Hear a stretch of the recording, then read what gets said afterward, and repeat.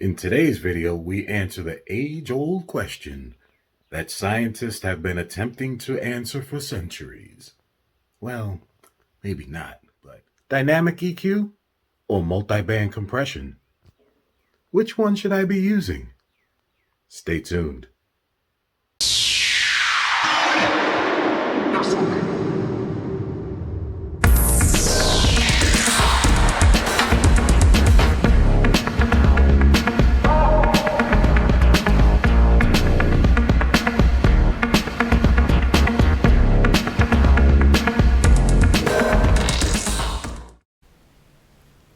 Okay, so we are back in the studio, and before we get started on the comparison and when to use and when not to use either dynamic EQ or multiband compression, first I wanted to give you an illustration and an explanation of the two. We'll start with multiband compression, and on the screen here you can see that I've created three different bands using FabFilter Pro Q3. Now keep in mind that FabFilter Pro Q3 is actually an EQ software, but for today's demonstration I'm using it to illustrate multiband compression as well. Now, if we take a look at the screen here, we have band 1, which is going to be on the low end, band 2, which is going to represent our mids, and band 3, which is going to represent the high frequencies. Now, what multiband compression is going to do, it takes a look at the three different bands that you have selected, and it's going to compress them. By compressing, it's going to take band number 1, the low frequencies, and pull them down, and also pull the bottoms up. It's going to do the same with the mid frequencies, bringing them down, and from the bottom bringing them up, and the same with the high frequencies, pulling them down and pulling them up from the bottom. Now what this does as far as compression is concerned, it takes all of that information and it compresses everything so that it's making everything sound level, so that no one band is overpowering the other one. The whole idea of compression is to smooth things out and to make them sound nice and level, so that again, one particular set of frequencies isn't overpowering another set of frequencies. So that's what multiband compression is going to do. Now, let's take a look at dynamic EQ. Okay, so now let's take a look at EQ and dynamic EQ, but let's begin with EQ. Fairly simple, I'm sure everyone is already familiar with what EQ actually is. EQ gives us the ability to choose multiple sets of frequencies within the frequency spectrum, and then we can either lower the amplitude of the frequency, which we see happening here, or we can raise the amplitude of the frequencies that we selected, which we see here. Now, the difference between EQ and dynamic EQ is that dynamic EQ gives you the ability to control spikes. We see here on the mid frequencies that I've created, we have the EQ curve that we've selected surrounding this set of frequencies. But if you also notice right here, we have this small blue section, and this is the dynamic EQ that's going to kick in whenever the sound or the signal reaches or breaches, I should say, a certain threshold that we've set. Here at the bottom of the screen within FabFilter Pro Q3, we have this EQ threshold level. This sets the threshold when that dynamic EQ is going to kick in and kill the spikes that we see happening here, and especially we see happening here. Here we see the spike, and here we see the dynamic EQ where it's going to kick in this very slight pink shaded area. That's going to be our dynamic EQ, and it's going to take a look at the EQ curve that you've set, which we see by this yellow line here, and it's going to recognize the spike that's occurring right here, and it's going to dynamically decrease the amplitude so that it catches that spike and brings the amplitude of that set of frequencies lower. On the opposite side, we can take a look here, and if we see a dip in a certain set of frequencies, that dynamic EQ is going to take that EQ curve and raise it up, just slightly however we determine or however we set our threshold according to the EQ curve. Now that we understand what compression is and what dynamic EQ is, let's take a look at the two in action. Okay, so now on the screen, I'm going to go ahead and enable the Pro Q3 so that we can take a look at the dynamic EQ in action. Now you'll see that I've set up three separate bands here. I have a band right around the mid-lows, and then the mids, and then another band surrounding the high frequencies. Now this is just EQ. This is not dynamic EQ. But within FabFilter Pro Q3, if I go to the first set of frequencies on the EQ band that I've chosen and right-click, and then click Enable Dynamics, now you see that it's no longer static, but we can see here by this yellow line, which is moving, it's bouncing up and down, it's actually become dynamic.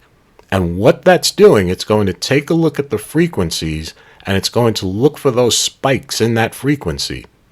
And according to those spikes, it's either going to raise it or it's going to lower it. Now, obviously, for a spike, we would want to lower it. So we can come here and we can drop that band down. And now you can see it's going to catch that frequency and it's going to lower the amplitude of that frequency. Over here on the high ends, we have another EQ, and we'll go ahead and make that one dynamic. And this is going to take that frequency, and when it reaches that threshold that we've set, according to FabFilter, it's going to grab that frequency and it's going to raise it up. It's going to make that particular frequency or set of frequencies that we've set louder. We can also take that and we can make it lower. So now when it hits that threshold that we've set, it's going to take that and it's going to raise it back up so that it's louder, so that the amplitude of those frequencies is louder.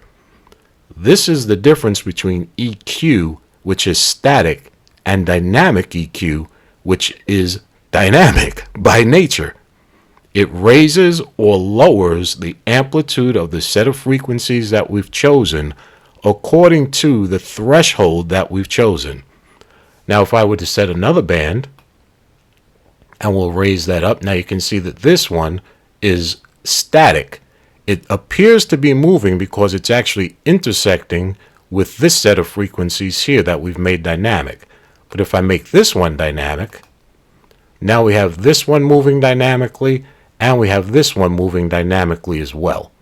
So the question becomes, when do I use multiband compression and when do I use dynamic EQ? Well, remember, compression is taking a set of frequencies and it's either lowering them from the top or it's raising them from the bottom, so that it's leveling everything out and making everything sound nice and smooth, so that no set of frequencies is overpowering the other. With dynamic EQ, you're controlling spikes and you're controlling dips. That's the difference between the two. So you have to ask yourself, what is it that I want to do? Do I want to control spikes and dips, or do I want to level everything out and make everything sound nice and smooth so that no set of frequencies is overpowering the other one? If that's what you want to do, you want to use multiband compression. If you want to control spikes and dips, you want to use dynamic EQ. Okay, so one last piece of information that I wanted to cover as far as using multiband compression, and this is very important to remember because it is very, very tricky to use, and it takes time to learn how to use it correctly. Otherwise, you can run into a lot of issues using multiband compression. Now you see here again, I'm using FabFilter Pro Q3 to illustrate my point, but we are talking about compression here, and in particular multiband compression. Now, if we take a look at the screen, I have a band around the lows and the mids and the highs. If we take a look at the screen here, we see what's called a crossover point, which is occurring right here, where the low bands are intersecting with the mid bands. And we can see that here, that right at about this point, we have this crossover point, and over here, we have this crossover point as well. In particular, right here. That's the crossover point. Now, what is the issue there? When you're dealing with crossovers between different sets of bands, you end up with something that's called phase issues. And these phase issues can really destroy a track.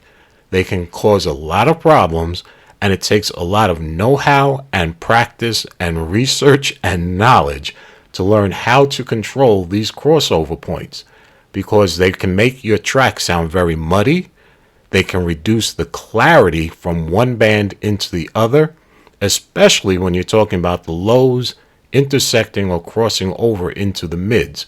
The lows, because they're intersected by the mids, can tend to get very muddy in this area. So you want to be careful when you're using multiband compression, because these crossover points and this area where the crossover occurs here and here can cause a lot of issues. And again, they're called phase issues. Something very important that I wanted to point out for you, because you have to understand, if you're going to use multiband compression, you will hear it in your mix if you listen carefully enough. And if you don't know how to control those crossover points and how to make corrections to those phase issues that you're going to hear, you're going to run into a lot of problems. But it's not something that can't be done. You just have to learn how to use it correctly.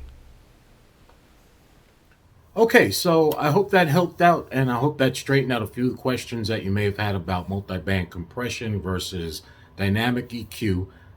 Very simply, the question that you have to ask yourself when deciding which one to use is, what is it that I'm trying to accomplish? Am I trying to compress a signal or a set of signals from my mids and my highs and my low end and level each one out individually? Or am I trying to surgically correct a set of frequencies in a particular point in time? That's the difference between the two, aside from the other things that I pointed out during the illustration. But that's basically the difference between multiband compression and dynamic EQ. Understand what it is that you're trying to do, and understand how to use the tools to get the job done, because that, my friends, is audio engineering. Until next time, G-Sharp Jams, hope you learned something, stay creative, and please have a great rest of your day.